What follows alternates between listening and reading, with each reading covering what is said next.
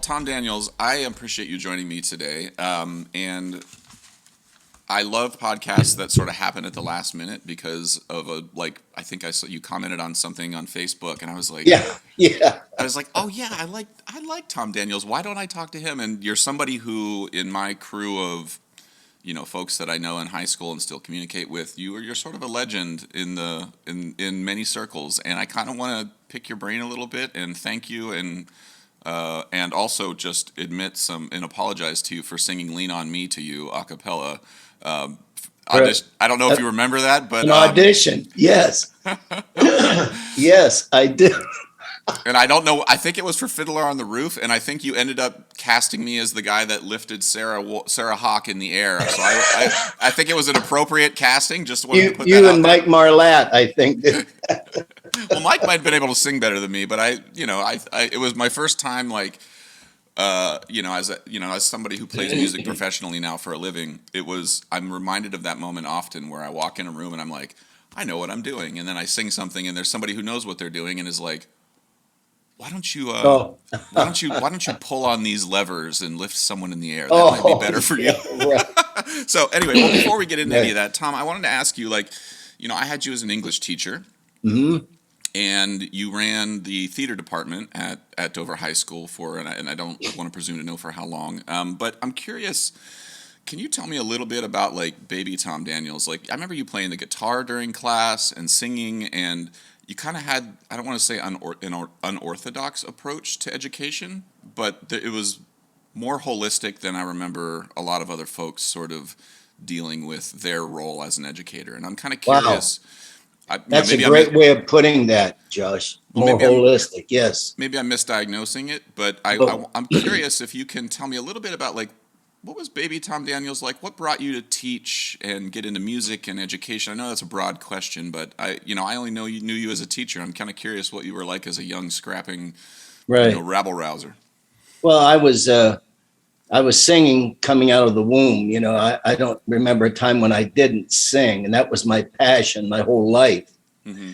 And I taught myself the guitar, so because I was tired of asking my sister, who played the piano, tired of asking her to accompany me all the time. Uh-huh. So I taught myself to play the guitar simply as a portable way to carry an instrument around, and I can sing and play it. So I Were your never folks did learn to play it well, but were your anyway, were your parents uh, musical? no, not at all. What did they do My for a dad, living? my dad had a good voice, and he used to sing to us in the car. Uh huh. He used to sing, make us cry. He used to sing, "When I was a lad and old Shep was a pup, over fields and meadows we'd roam. Just a boy and his dog. We were both full of fun." Anyway, it goes on. If you've ever heard that, it's I mean, about a it kid rings and a. his dog and the dog dying, and it just makes you weep. Well, what did your mom and dad do for a living? My dad worked at Timken as Hmm. a ID grinder, and my mom was a homemaker and worked part time at Hart's, uh, Okay. the old Hart's. I don't know if you remember that store at all. Hmm. It's like a Hmm. department store here. Well, so It you grew was.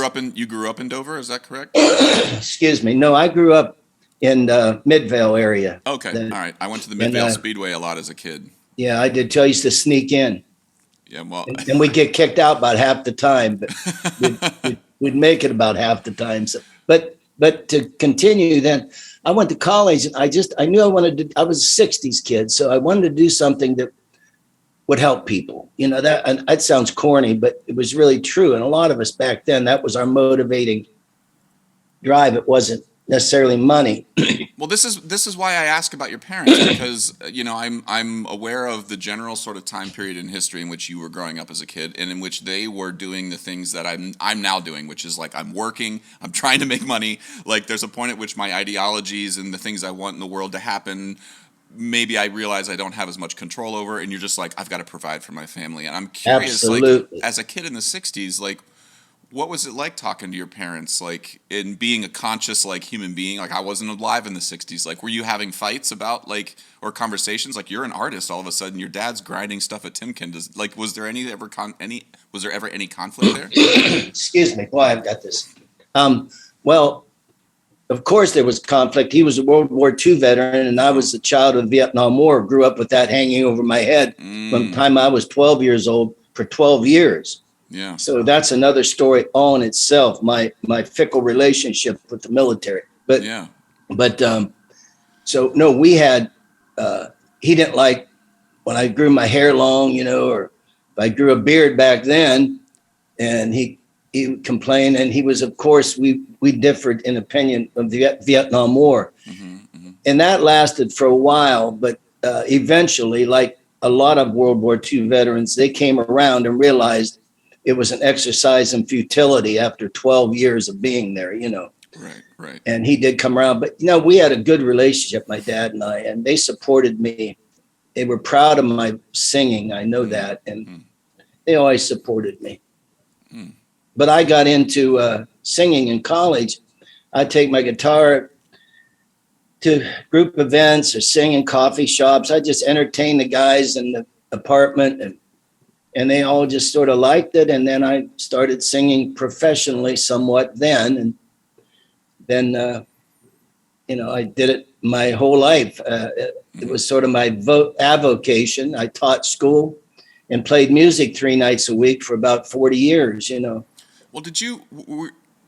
I think if someone had stopped me on the street a week ago and been like, "Who's Tom Daniels?" I'd have been like, "He's an English teacher, but like theater is like that's the stuff that imprinted on me. I think just that's where I saw you. Like the ecosystem that you created there was like really unique. And like, did you have experience in theater as a kid? Like, what got you? Yeah, into well, that? see, I played sports my whole life, and then I went to college. I was majoring in English and minoring in phys ed, and I played football my freshman year, and I got injured. And having played sports my whole life, I had a speech teacher, really, who asked me she said to come over to the theater and audition for this show. I think you would enjoy it. So I went over and auditioned. I got a small part, and then it became my obsession. So I switched a double major then of English and speech and drama. And that's where that came. And then I didn't use that. What was the show? What's that? What was the show? Well, the first show I was in was South Pacific, or So Pathetic. I'm sorry. No, no, it's fine. I know enough theater people that when they say like the what do they call it, the Scottish play, like everybody, I know that they're all talking about Macbeth. Like there's slang that everybody has. It's okay. Yes.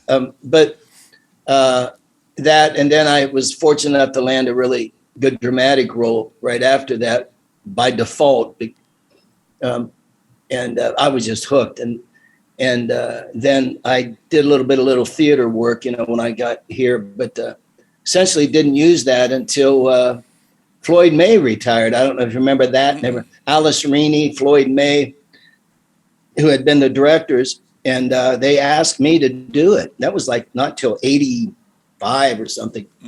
And I said, yeah, I would like that. I'd like to try that. And then I did that, and I was totally immersed. And this is something I wanted to say, because I know you're involved, and I'm so proud of what you're involved in. I feel like we're sort of fellow travelers and or kindred spirits in our motivating things that motivate us. But I got into that, and I used my skills of having played sports and coaching. I coached for 10 years. I used the same skills when I directed plays. And it's the same discipline. I'm sure as you and your directing and staging, it's the same kind of discipline when you are involved in something like that. It's the same discipline as going to practice for football or basketball or tennis or whatever. Every day, practice. And then you perform the game. It's the same kind of dedication and discipline. Well, I was glad you answered a question I was going to ask, because as I was sitting here thinking about like the way that I didn't identify it at the time, but the way, like Fiddler on the Roof, that was my first experience, and seeing that was a great show. Seeing the way you manage the team. The team has 50 players on it or whatever, and not every player's on the field. The quarterback's on the field John Kelsey's going to be on the field the whole time. He's the Tom Brady of Right. that. Right. But you know what? There's a place kicker who the game may come down to, and he plays once, and that was my job. And I remember there was a rehearsal, and I was like, I was dicking around up in the rafters, and Sarah did her thing where she's like, ah, and she was supposed to go up, and I just like 2 seconds later, I heard you go, Quillen, and I was like, what that showed me was that like you weren't there for just the quarterback. Like coaches have to be aware of everybody, and everybody has a role, and it's super important. And you know that I'm assuming what you do. Logistically, I find when you're staging something like that, it's really a challenge for me, because being an artistic person, mm-hmm. my strongest suit wasn't discipline and organizational skills, and I really had to work on those, because when you put on a musical, you're basically just a producer, because you got spinning so many plates. Well, and so these are 17-year-old plates too. Like you're dealing with 17-year-olds. Like let's not even bring that equation into or part of the equation. I could tell you stories. Oh my God, your brother probably in a couple of them too. Well, we don't need to go into that here. I know. I'd like to keep my job, Tom, if I could do that. but yeah, it's such a surrounding myself with really good people. Oh my goodness, loyal, passionate people, passionate as I was for, being motivated to make sure those young people would do the best they can and wouldn't embarrass themselves. Well, I have two questions that came up as you were talking. One was the skill set you're talking about of managing people. Like that was something I do. Like the theater time was kind of my favorite time, because it was the least structured time of my day, of my life in school. Marching band is like, bitch, you got to get your spot right on the 40-yard line, and you got to be there at this measure, and if you're not, you're late, or you're in a drum line and you're not playing with everybody else. Like there was this weird controlled chaos, and I remember it being a time when I was like, as a student, like, expression. You had enough rope to hang yourself, and I never remember you getting mad except for one time. And I remember when you did, I don't even remember what it was about. I think one of us ate Bob Haas's pizza out of his fridge.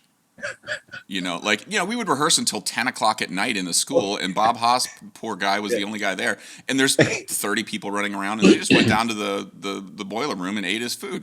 And he came up and was so pissed off, and you just lit into us. And I remember sitting there being like, I think he's going to kill us all.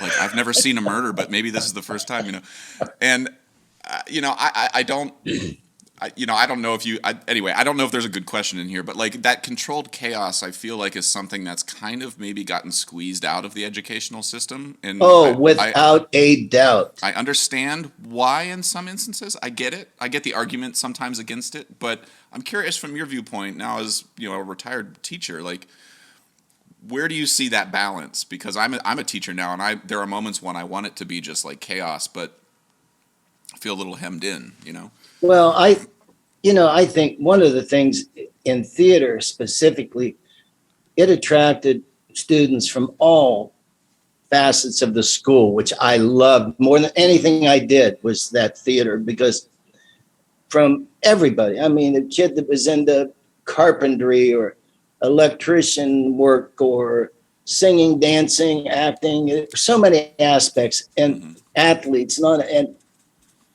that was the beauty. I loved it. And to see them, and yes, it was a bit of chaos, and I'm a bit of a chaotic person, but if everybody, I had people I trusted so much. You were one of them. Mike Marlatt, I don't remember Mike, and John Kelsey's dad. Who else? There was a group of kids, Adam Rogers, Mike Marlatt, Nick Ames, who was these were outliers of the school. They weren't, Amy Smith comes to mind. Like there was Smith. There was like a crew of people, and again, I'm asking this question a little bit out of like regret that I didn't hang. Like there was a satellite group of people that were just like always in your office. I would trust them with my life. And I'm not just saying that. I remember, I'll tell you one quick story. I don't know how long we have here, but when we were doing Grease, we rented the Grease car from E.J. Thomas. Hmm. They had used it, and they rented, and it cost a couple grand to rent it. It was old beat up convertible. Yeah, I remember. It ran electric, but excuse I me. love that we had an electric car in Dover, Ohio. By the way, I just want to put that Yeah, out there. You were at the tip of the spear, Tom. we we had to add the sound effect of the car, but they told us specifically, and we went up to get it. It was a group of those guys and Paul Kelsey. They said, whatever you do, if it doesn't fit into your space, do not alter this car. You know, because yeah, whatever. So we get down there and we can't. We were at the gym doors, the Hmm. opposite steps on the 6th Street side there. Yeah, yeah. So we pull up, we wheel it off the bed. It won't fit. It wouldn't fit. It was short by like that much on each side. Oh my God. What are we going to do? Paul and I are standing there thinking, what are we going to do? So there was a lapse of about 5 minutes. Mike, Adam Rogers, Nick Ames, it was all the guys, these guys, they're sort of, they were shits in their own right. They were, Your words, Tom, not mine. but boy, Yeah. here's what I did. And I think this is one of the reasons I was effective as an educator and a director. And this is a perfect example. They came over to me, stood there with their arms folded, looked me in the eye and said, Mr. D, we can take that car apart and put it back together. I said, no, you can't. They said, yes, yeah, we can. They wouldn't, nobody will ever know. I had them, I said, you look me in the eye. And I was desperate. It was part out of desperation. Look me in the eye and promise me you can do this. And they did. They took that car apart. We got it in the auditorium, through the doors and everything. And we took it back apart to take it out, put it, the whole thing. Now, in the end, there was a handful of stuff that we never put back. You had a few handles left and you didn't know what to do with. There were a little bucket full of stuff that nobody could figure out. But I thought, my God, they did it. Now, Paul Kelsey was appalled. I love Paul, but he was like, Tom, you're not going to do this. You're not going to let them do this. We're going to. I said, they told me they can do it. I trust them. And these were guys that were ornery as can be. A lot of teachers saw them coming and they would run the other way, in all honesty. Because they didn't want their car taken apart. Tom, it's not rocket science. And I trusted them to do it, and they did it. I think of that example so often. Did I step across I colored out of the lines a little bit? I sure did. Did I go out on a limb myself? Did I put them in that position? Yes, but I also put what's one of the most important thing for all of us to feel, and that's trust. And somebody believes in you. And that was just one thing, one example of, I think, why I was halfway successful at what I did. Well, I want to just mark or clock something that has been on my mind, just in reference to a lot of like the things you're talking about, trust and people being accepted and feeling like they have a home somewhere. This was 1990. I was a freshman in '94. I graduated in '98, and I remember I don't know how to say this without being clumsy or sounding or possibly offending anybody, but the first two gay people I ever knew in my life who I interacted with were the choreographers you brought in. Oh my God, good friends, And, yeah. and can you remind me of their names? Rich and Sonny. Rich and Sonny. And it was Sonny Sonhalter and Rich DeGooney. I think it was 42nd Street was I was cast in the chorus and I had to learn how to tap dance. And just to be clear, I think it's in society when we talk about hate or how hate is built in people, you're taught how to do it. And my parents were very supportive, no hate in their hearts at all. But at the time in Dover, Ohio, there was kind of just the way gay folks were talked about or approached or dealt with in the media. I was sort of just absorbing stuff and not sure what I was like, why I was. Absolutely. Anyway, Sonny and Rich come in the room and they get right in my shit about tap dancing. And I'm like, who are you guys? And that moment started to sort of be like, okay, well, wait a minute. That thing I heard on the news, that doesn't make sense anymore because Rich and Sonny are okay. And then like that, there was a series of those questions being answered for me that I think now as a 42-year-old person, I was aware I was in a room with many gay people. I just didn't know. Isn't And that wonderful? I Isn't that wonder, wonderful? I wonder how many people were affected like that from that program by being around Rich and Sonny who are gay, or like I was a straight kid. I had a crush on Jessica Strimbu. Like I wasn't there for Rich and Sonny. I was there for Jessica. And please, Jessica, I've moved on and I'm an adult and I'm married and all this stuff. But like, I'm curious. Like, is that something that's not maybe? I don't want to assume that's something you consciously did. But are you aware, or were you aware of what that sort of injection of a type of culture into an ecosystem? What the effects of that? I tried to, Josh, I tried to do that in my classroom, expose people. Kurt Vonnegut's one of my favorite authors, and he once said, it's a duty of all teachers to poison their minds with humanity, and honestly, teaching tolerance was a big part of my curriculum. And it just was because of who I am.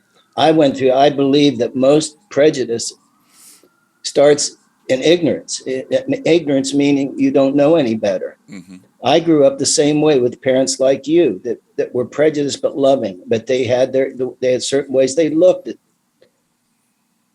blacks, gays, heck, my mom even against Catholics, Yeah, I mean, everybody in the world has the potential to harbor, and we all do to some degree, an irrational hatred of something, Yep, and it is irrational. I think the more you get to know, the more you include your circle, as you talked about before, includes more diverse people, the more we learn and grow as human beings. Now, I don't know what it is in some people, like the Donald Trumps of the world, that don't have that. They have that. They can't get past that part where you learn and you grow, But I really believe that, Josh. You hit it right on the head. We come into this world and our prejudices are learned, or just by what we're exposed to. It's just natural.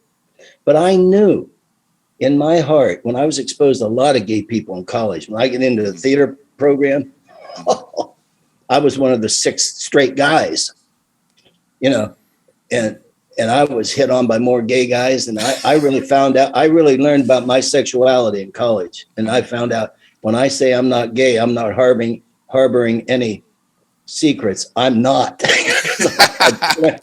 I have plenty of opportunity. Right. In the same way that I know gay people who are like, I am not straight. Like there's, you can exactly. say the same way the other way around. Yeah.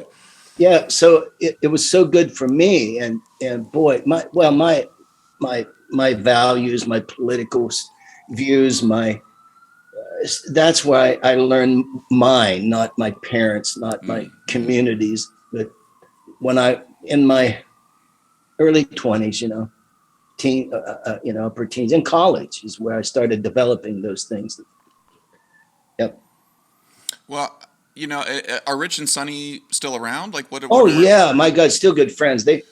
Rich retired. He was an English teacher and drama teacher at Central Catholic, and Sonny, I don't know what he did, various jobs. Yeah, they bought. I don't remember Dr. Andrews, the chiropractor in New Philly. He was like the man for years, and he had this great house up over by the park in Philly, and they just bought his house, and they're redoing it.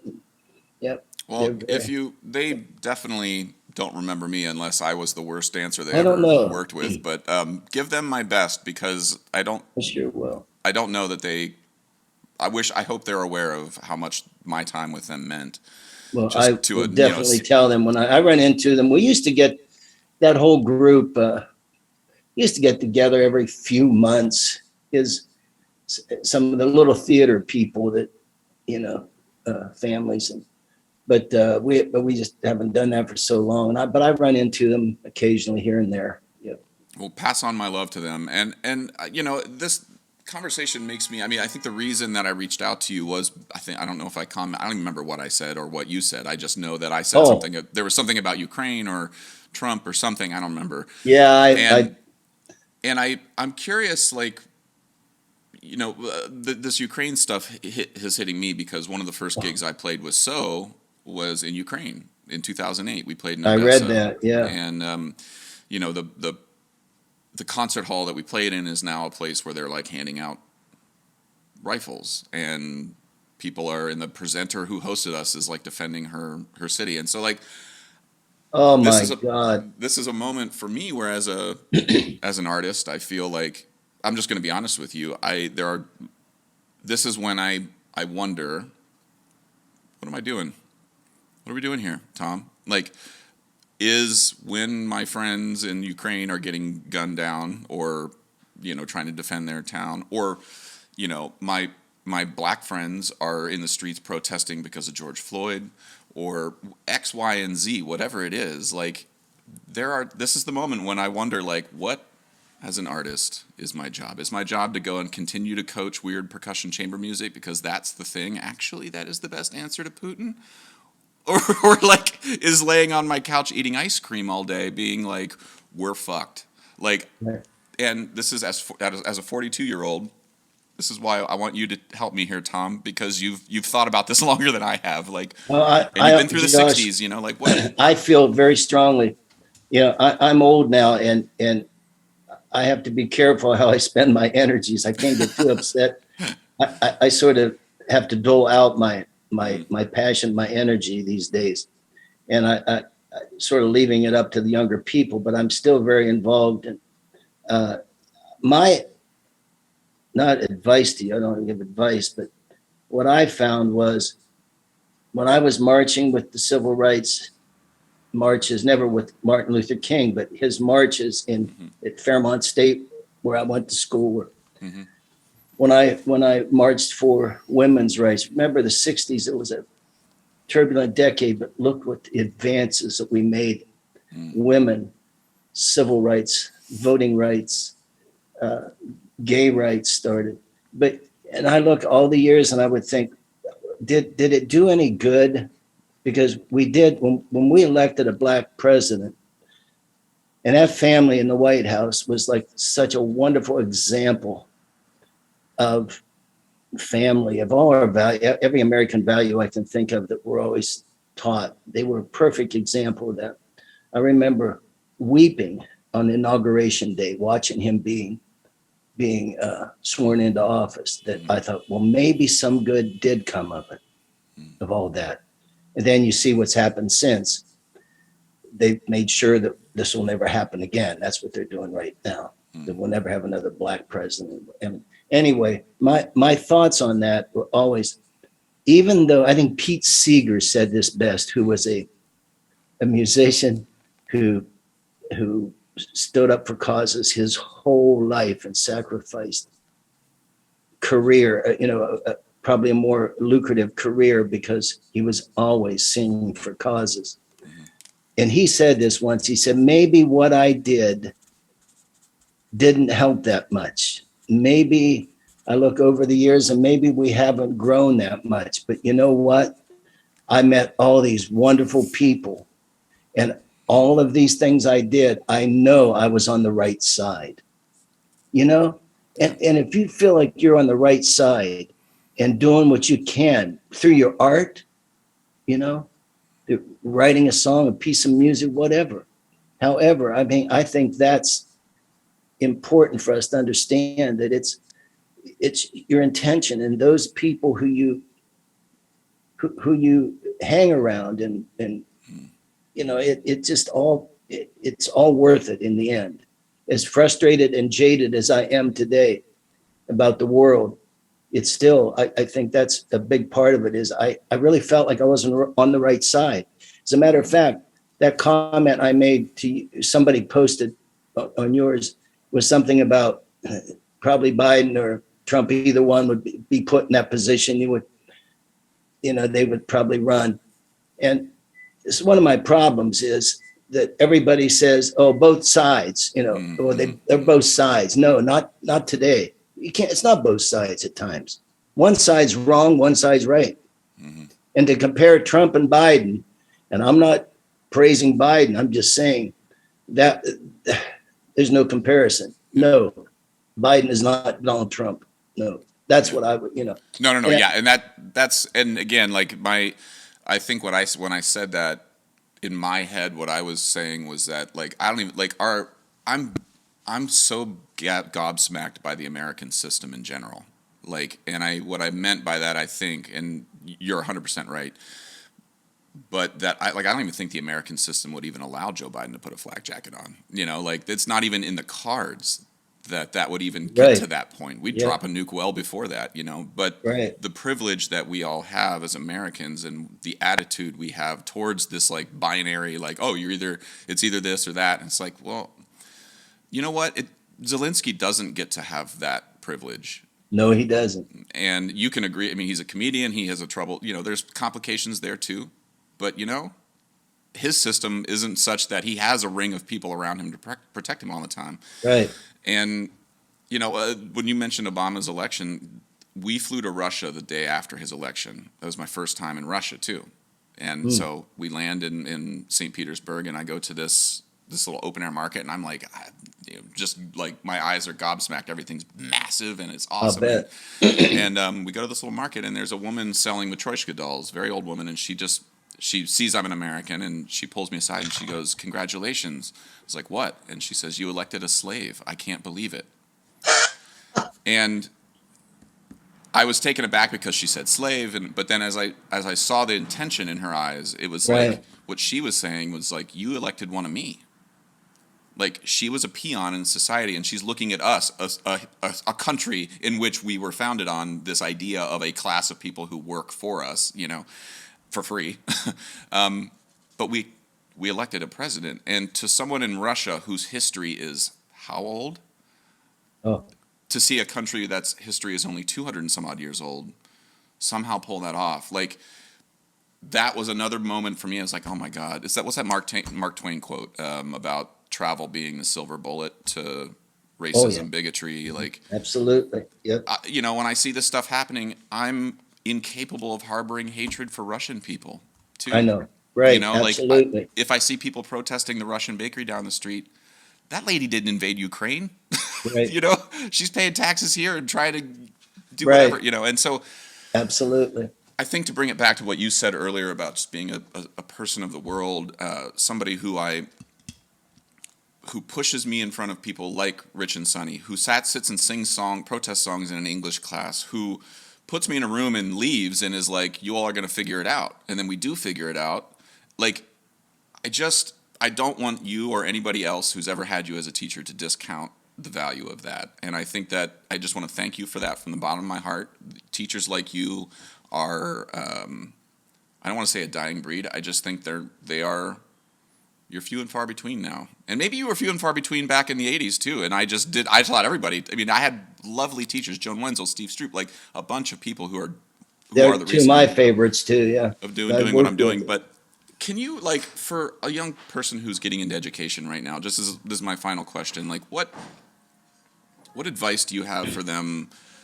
And maybe keep it to like somebody who's teaching English, like, or the humanities. Like, what advice do you have for a teacher who has similar instincts to you, but is maybe curious about how to crack into the system that is now sort of calcifying around the educational world? Does that make sense? What I'm asking? It sure does. As a matter of fact, if I couldn't talk them out of it, I don't know. I can't imagine. I'm still involved in education. I'm a instructional supervisor for a digital academy, and I work with kids. But I'm kept up with the educational system, and I don't know if I could teach today. I don't know. I'd be so restricted. You have people. You see my button I'm wearing, don't you? Can you read that? My camera is. Oh, I read band books. Oh yeah. But that's come around again after all these years. I used to wear this button on my sport coats years ago when I taught. I know Mike Gunther. I remember my freshman or my senior year AP English college class with Mike Gunther was a class where we read exclusively banned books. And he had, Yeah. I remember bringing home a letter to my mom and dad and being like, I need your approval to read Mary Shelley's Frankenstein. I don't Hmm. know. Like, that's Yeah. weird. And they both signed it and they're like, okay. Yep. And now, like, the idea that we're back to this, where there's Yeah. And books they're about the taking Holocaust being banned or whatever, like, these extreme right wingers. I don't know what else to call them. I don't. You can call them. I don't know what else to call them. But they're organized, and their ground zero right now is the educational system, and they're really going for it. They're really going for it. They're trying to control boards of education. They're trying to ban the books, control what the whole uh, critical race theory, all that. And it's nothing more than just trying to control what there is being taught in the schools. It's scary. I don't know. Teachers are so limited now, and they're held so accountable to meet the benchmarks. You may even see some of this what you're doing, that you don't you can't be as creative. One of the most creative things I ever did as an English teacher was one day I found a bunch of old Leaves of Grass books that were all a bunch of paperbacks, real quick, and they were yellowed and everything. I got them all, brought them up to the room, and it was the spring of the year. I said, "Hey, let's go outside." We sat under one of the trees out there on the Fifth Street, that big tree. I gave them all a book, and I said, point to some passage, just point to a passage, and go around here and read it. And they each read a passage from Leaves of Grass that they just found very quickly. I gave them like 3 minutes or something. They loved it so much. We did it like 3 days that week. mm-hmm. I abandoned my curriculum, and because this was so valuable, Mm-hmm. I don't know if I could do that today. Yeah. That's the kind. So my advice would be, we need people who are free thinkers, and we need people who approach the system and not always within the lines, But I don't know. It would be so hard. I know the demands put on teachers, students going into teaching these days, and the restrictions once they become a teacher. I don't know.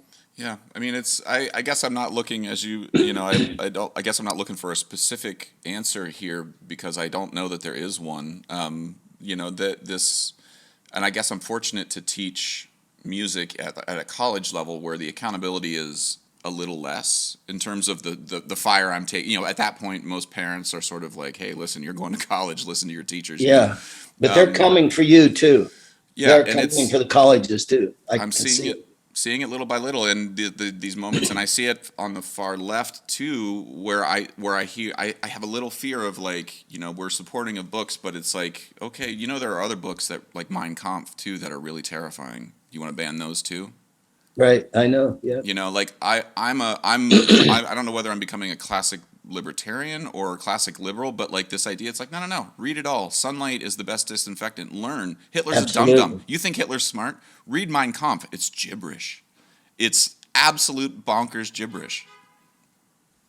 And then maybe you stop this. Maybe you start to realize the emperor didn't have any clothes. He was just a crazy man who convinced a bunch of people. Read Chinua Achebe. Read David Foster Wallace. Read all of it.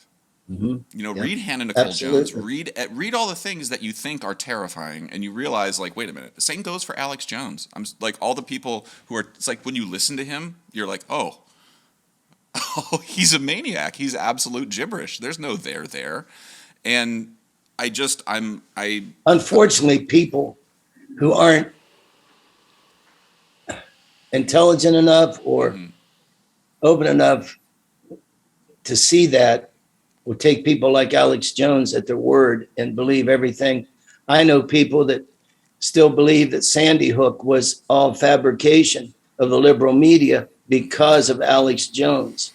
That man, he has started to be held accountable. Yeah. But yeah, I know what you're saying. I agree with you. Yeah, I mean, to be See clear, it all, read it all. Yeah. I'm not an Alex Jones fan. I know you're not. There's a podcast I did.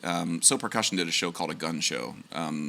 probably 5-6 years ago. And part of the show, there's a little monologue that breaks off, and I talk about that conspiracy theory. And I felt at the time, if I'm going to put that on stage, I need to research who this guy is. I'm not, like, ethically, I felt responsible. Like, if I'm going to play Hitler on stage, I'm going to do a little research, you know? Right, Like, right. and so I did the research, and then I did a podcast with Jill and Joyce Rousseau, whose daughter was one of those teachers killed. Yep.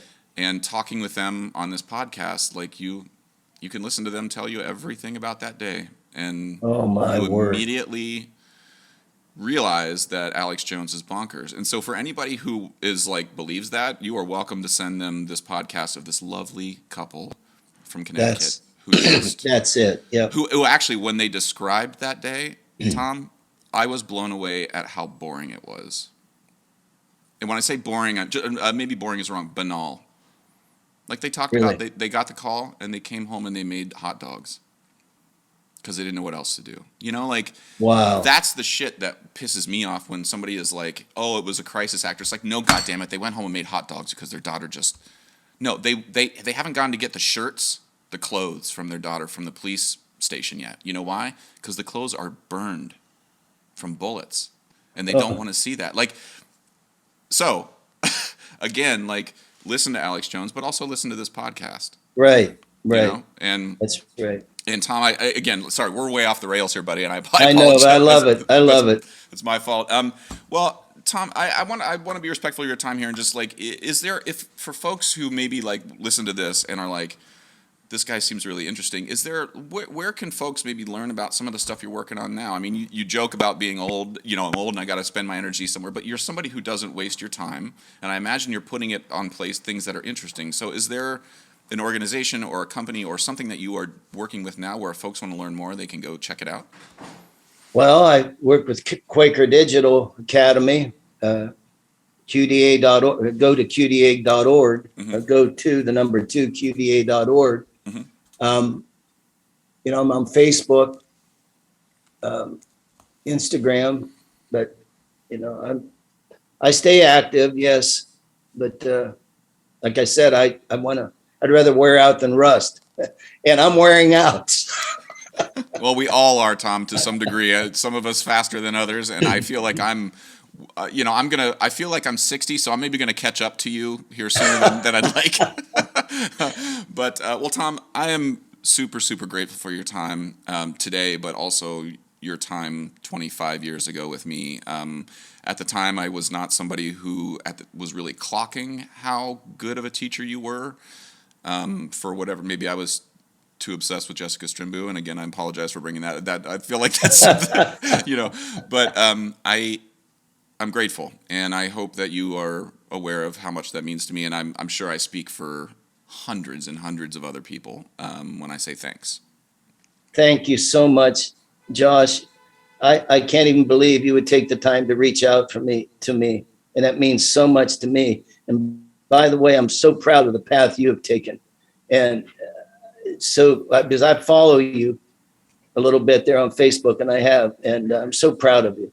Well, I appreciate that very much. And Tom, you are welcome. Anytime I post something on Facebook, you are welcome to call me a dum-dum. You have the absolute right, and I will take it at face value.